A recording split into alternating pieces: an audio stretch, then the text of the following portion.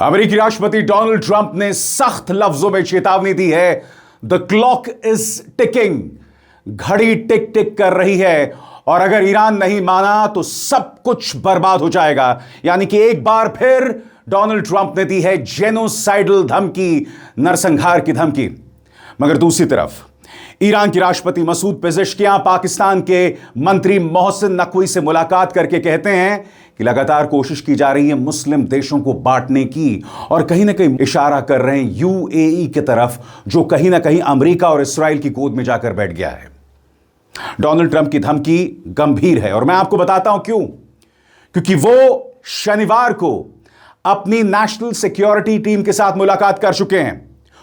इस हफ्ते यानी कि सोमवार या मंगलवार को एक और बड़ी अहम बैठक होने वाली है। इसके अलावा नेतन्याहू के साथ उनकी फोन पर बात हुई है।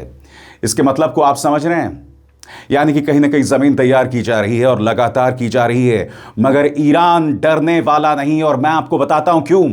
ईरान इसलिए डरने वाला नहीं है क्योंकि ईरान का जो हथियार है वो बहुत ही मजबूत है। उसकी निगाह स्ट्रेट ऑफ हॉर्मुज पर है, उसकी निगाह है खाड़ी देशों में अमेरिका के सैन्य ठिकानों पर। और सबसे बड़ी बात, इसी मंच पर मैं आपको बतला चुका हूं कि स्ट्रेट ऑफ हॉर्मुज के नीचे इंटरनेट केबल्स हैं। ईरान कह चुका है अब हम उसे कंट्रोल करेंगे। अगर अमेरिका ने हमला कर दिया तो ईरान कहीं ना कहीं खाड़ी देशों और वेस्टर्न यूरोप या खाड़ी देशों और अमेरिका के बीच में जो संपर्क है उसे काट सकता है।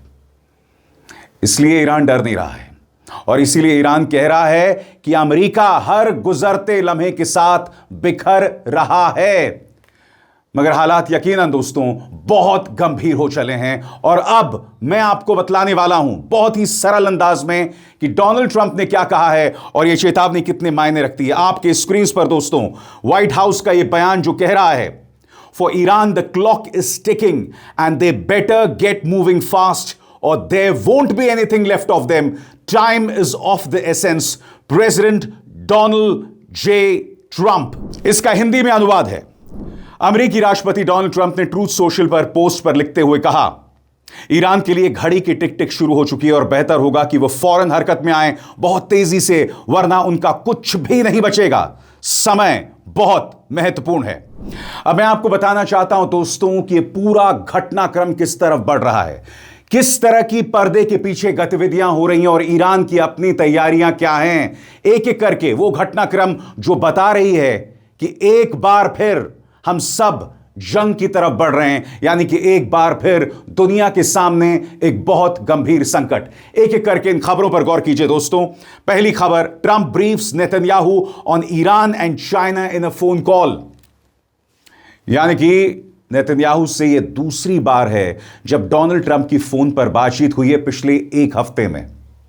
पहली बार बातचीत हुई थी जब वो चाइना जाने वाले थे और अब चाइना आने के बाद जैसा कि अल जजीरा कह रहा है कि ईरान और चीन के मुद्दे पर बातचीत हुई। आपको समझना पड़ेगा कि डोनाल्ड ट्रंप बौखलाए क्यों हुए, क्योंकि उनकी चाइना यात्रा पूरी तरह से नाकाम साबित हुई है। ताइवान पर अमेरिका को झुकना पड़ा है। उनका अपना अमेरिका, उनका अपना मीडिया और वहां के अपने लोग ट्रंप की बखिया उधेड़ रहे हैं और यही वजह है कि अब डोनाल्ड ट्रंप एक बार फिर एक मिस एडवेंचर कर सकते हैं। अब इस दूसरी खबर पर गौर कीजिए, अल जजीरा की। Breaking, Iranian media says US made no concessions in latest response to Iran's agenda for negotiations. यानी कि अमेरिका ने अपनी तरफ से जो प्रस्ताव ईरान के सामने रखा था उसमें ईरान को कोई रियायत नहीं थी। अब जाहिर सी बात है, आप बातचीत कर रहे हो एक ऐसे देश के साथ जिसे आप हरा नहीं पाए हो। उल्टा कूटनीतिक तौर पर, डिप्लोमैटिकली ईरान ने अमेरिका और इस्राइल दोनों को पटखनी दी है और फिर आप बातचीत के लिए जो प्रस्ताव भेजते हो उसमें कोई रियायत नहीं करते।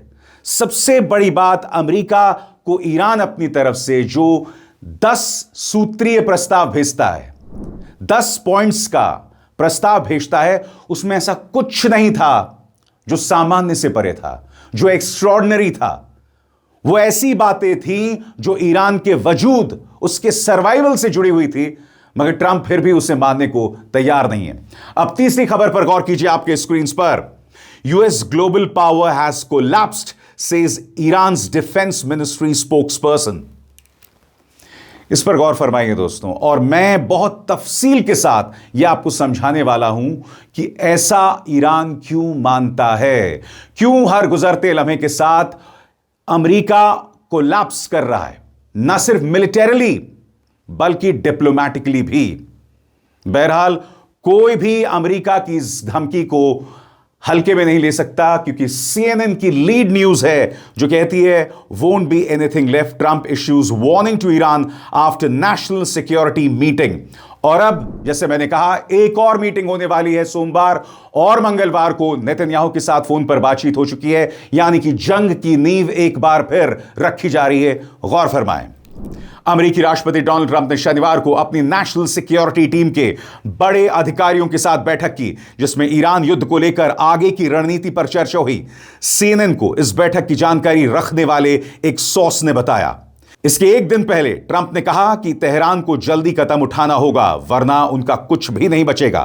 ट्रंप ने रविवार को सोशल मीडिया पर लिखा, ईरान के लिए घड़ी बहुत तेज चल रही है, उन्हें जल्दी कदम उठाना होगा, नहीं तो उनका कुछ भी नहीं बचेगा, समय बहुत अहम है। बैठक में उपराष्ट्रपति JD वैंस, विदेश मंत्री Marco Rubio, CIA director John Ratcliffe और विशेष दूत स्टीव विटकॉफ भी मौजूद थे। सोर्स के मुताबिक यह बैठक ट्रंप के वॉशिंगटन लौटने के कुछ ही घंटों बाद हुई। ट्रंप अभी हाल में चीन के हाई प्रोफाइल दौरे से वापस आए हैं। चीन के ईरान के साथ बहुत करीबी संबंध हैं। अब इस बैठक में दो मौजूदगियों पर गौर कीजिएगा, CIA के प्रमुख और स्टीव विटकॉफ। कौन है स्टीव विटकॉफ? स्टीव विटकॉफ वो शख्स हैं जो बातचीत में शामिल थे। क्या स्टीव विटकॉफ का शामिल होना इस बात का सबूत है कि ट्रंप अब भी बातचीत को मौका देना चाहते हैं, या कहीं स्टीव विटकॉफ से मुलाकात की वजह यह तो नहीं है कि स्टीव विटकॉफ उन्हें बताएंगे कि बातचीत का कोई फायदा नहीं है? CIA डायरेक्टर की मौजूदगी का क्या मतलब है? यानी कि पूरी वॉर प्रिपरेशंस की जा रही हैं। इस वक्त डोनाल्ड ट्रंप को उनकी पूरी टीम बाकायदा बता रही है कि कौन कौन से ठिकानों पर आप हमला कर सकते हैं। याद कीजिएगा, इसी मंच पर मैंने आपको बताया था कि डोनाल्ड ट्रंप और इस्राइल एक बार फिर ईरान पर सर्जिकल स्ट्राइक्स कर सकते हैं, उसके उन तमाम ठिकानों पर जहां से उसका तेल का व्यापार होता है, जो अपने आप में वॉर रूल्स के खिलाफ है। आगे ट्रंप और उनकी टीम ने बीजिंग दौरे के दौरान तेहरान को लेकर आगे क्या करना है, इस पर फैसला टाल दिया था। प्रशासन के कई अधिकारियों ने CNN को बताया कि वे पहले देखना चाहते थे कि ट्रंप और चीनी राष्ट्रपति शी जिनपिंग के बीच बातचीत का क्या नतीजा निकलता है, उसके बाद ही आगे की रणनीति तय की जाएगी। CNN की पहले की रिपोर्ट के मुताबिक पिछले कुछ दिनों में ट्रंप ने ईरान के खिलाफ बड़े सैन्य अभियान फिर से शुरू करने के ऑप्शन पर ज्यादा गंभीरता से विचार किया है, ताकि ईरान पर दबाव बनाकर उसे युद्ध खत्म करने के समझौते तक लाया जा सके। हालांकि ट्रंप की पहली पसंद अब भी कूटनीतिक तरीके से विवाद सुलझाने की बताई जा रही है। सोर्स के मुताबिक ट्रंप इस हफ्ते की शुरुआत में युद्ध को लेकर अपनी नेशनल सिक्योरिटी टीम के साथ फिर से एक बैठक कर सकते हैं। और अब एक जरूरी संदेश, सच के इस सफर में मेरा साथी बनिए, मेरा चैनल ज्वाइन कीजिए और इनमें से एक विकल्प, एक ऑप्शन चुनिए। शुक्रिया। और यह नेशनल सिक्योरिटी टीम उन्हें बाकायदा वो टारगेट्स भी बता सकती है जहां पर अमेरिका और इस्राइल दोबारा हमला कर सकते हैं या सर्जिकल स्ट्राइक्स कर सकते हैं। मगर यह ईरान है जो डरने का नाम नहीं ले रहा है। ईरान ने साफ तौर पर कह दिया है कि हर गुजरते लम्हे के साथ अमेरिकन मिलिट्री पावर बर्बाद हो रही है, बिखर रही है, डेमोलिश हो रही है। और मैं आपका ध्यान खींचना चाहता हूं प्रेस टेलीविजन के इस एडिटोरियल की तरफ। वो क्या कहता है आपके स्क्रीन पर, empire in free fall, desperate sabre rattling against Iran shows US has completely lost the plot. यानी कि अमेरिका बुरी तरह से बौखलाया हुआ है, उससे समझ नहीं आ रहा है कि हम क्या करें। एम्पायर इन फ्री फॉल, यानी कि एक साम्राज्य बुरी तरह से गिर रहा है, बिखर रहा है। और प्रेस टेलीविजन का यह लेख, यह एडिटोरियल क्या कहता है, आइए उसके एक एक लफ्ज पर गौर करें, जिससे पता चलता है कि इस वक्त ईरान के दिमाग में क्या चल रहा है। गौर फरमाएं। तरकश का आखिरी तीर, आज दुश्मन के लिए ईरान के सिर पर तलवार लटकाए रखना पहले से कहीं ज्यादा जरूरी हो गया है। और विडंबना यह है कि यही बेचैनी उसकी गहरी कमजोरी की निशानी है।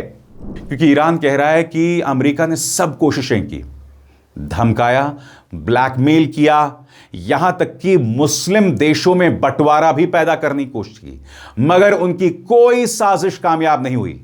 आगे, अगर अमेरिका ईरान के खिलाफ अपने मौजूदा दबाव और धमकी वाले दौरे में फेल हो जाता है और लेखक के मुताबिक ऐसा होना तय है, तो उसकी बची कुची साख और प्रतिष्ठा भी खत्म हो जाएगी।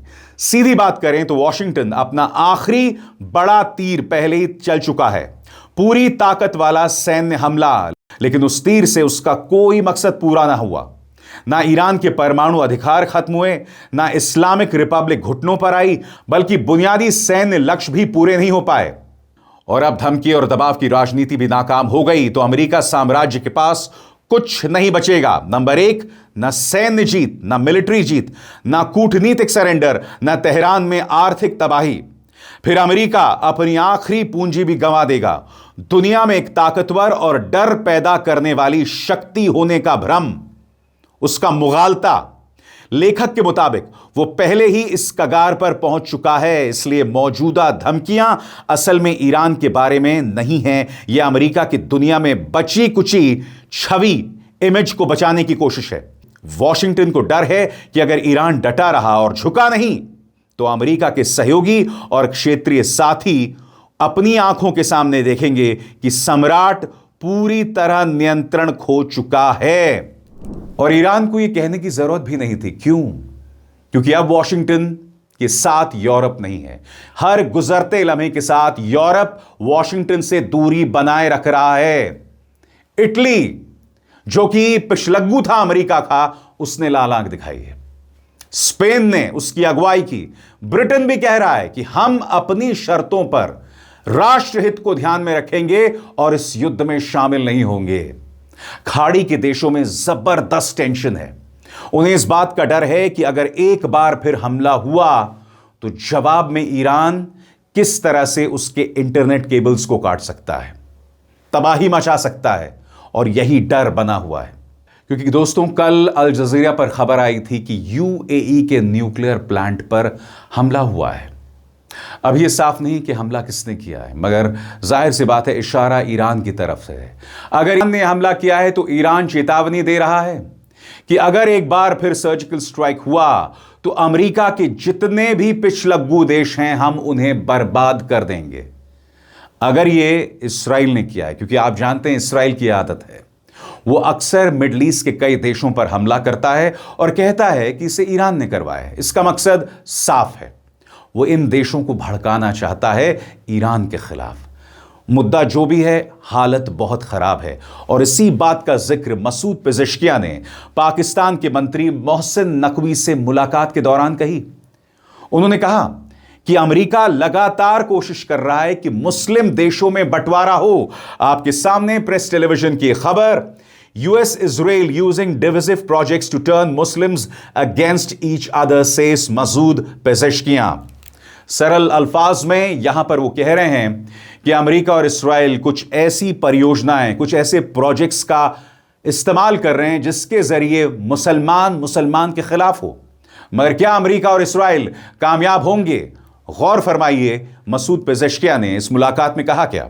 ईरान के राष्ट्रपति मसूद पेज़ेश्कियान ने कहा है कि अमेरिका और इस्राइल शासन मुस्लिम देशों के बीच फूट डालने और अविश्वास पैदा करने की कोशिश कर रहे हैं, मिसट्रस्ट पैदा करने की कोशिश कर रहे हैं, ताकि उन्हें एक दूसरे के खिलाफ खड़ा किया जा सके। रविवार को तेहरान में पाकिस्तान के गृह मंत्री मोहसिन नकवी के साथ बैठक में पेज़ेश्कियान ने कहा, ईरान की मूल नीति पड़ोसी देशों, खासकर फारस की खाड़ी के आसपास के देशों के साथ दोस्ताना रिश्ते बढ़ाने पर बेस्ड है। उन्होंने कहा, ईरान मुस्लिम देशों के साथ अच्छे पड़ोसी वाले रिश्तों पर आधारित स्टेबल, सम्मानजनक, ऑनरेबल और लंबे समय तक चलने वाले संबंध चाहता है। लेकिन अमेरिका और ज़ायनी शासन यानी इस्राइल हमेशा से फूट डालने वाली योजनाओं और अविश्वास, मिसट्रस्ट पैदा करके मुस्लिम देशों को आपस में लड़ाने की कोशिश करते रहे हैं। पेज़ेश्कियान ने ईरान के खिलाफ अमेरिका इस्राइल युद्ध के 40 दिन बाद तेहरान और वॉशिंगटन के बीच युद्ध विराम कराने की पाकिस्तान की मध्यस्थता भूमिका की भी सराहना की। उन्होंने उम्मीद जताई कि ये कूटनीतिक और राजनीतिक कोशिशें क्षेत्र में शांति, स्थिरता और लंबे समय की सुरक्षा को मजबूत करेंगे। और मैं चाहता हूं इस बारे में अल जजीरा ने क्या रिपोर्टिंग की है, आइए सुना जाए। President Donald Trump has warned Iran that time is of the essence as peace negotiations between Tehran and Washington appear to be deadlocked. In a post on Truth Social, Trump wrote, "For Iran, the clock is ticking and they better get moving fast or there won't be anything left of them. Time is of the essence." Trump's warning coming after Pakistan's Interior Minister met Iran's president in Tehran. Mohsin Naqvi says he hopes Pakistan can bring the negotiations to a successful conclusion. President Masoud Pezeshkian has praised neighboring countries, including Pakistan and Iraq, for not allowing the US to launch attacks from their territories. यानी कि दुनिया सांस थामे इंतजार कर रही है और एक बार फिर हम एक ज्वालामुखी की तरफ बढ़ रहे हैं, एक वॉल्केनिक इरप्शन की तरफ बढ़ रहे हैं। सोमवार और मंगलवार ट्रंप अपनी नेशनल सिक्योरिटी टीम के साथ जो हैं बैठकें करने वाले हैं और इस बैठक में यह सिक्योरिटी टीम उन्हें बाकायदा उन टारगेट्स की जानकारी देगी जिस पर अमेरिका और इस्राएल दोबारा हमला कर सके। यानी कि एक बार फिर ये दोनों दीवाने, ये दोनों मेंटली बैंकरप्ट लोग दुनिया को तबाही और इकोनॉमिक बर्बादी की तरफ ढकेल रहे हैं। और इस मंच पर जो भी होगा वो तमाम जानकारियां मैं आप तक लाता रहूंगा, यह मेरा वादा है। अब इज़हार शर्मा को दीजिए इजाजत। नमस्कार।